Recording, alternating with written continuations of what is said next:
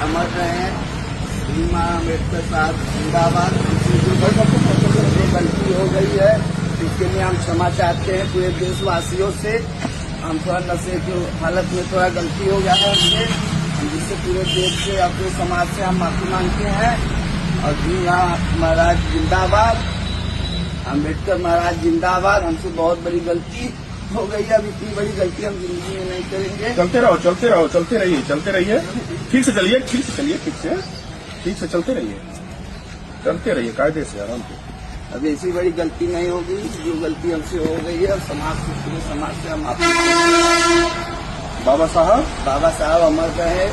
बाबा साहब जिंदाबाद, बाबा साहब जिंदाबाद।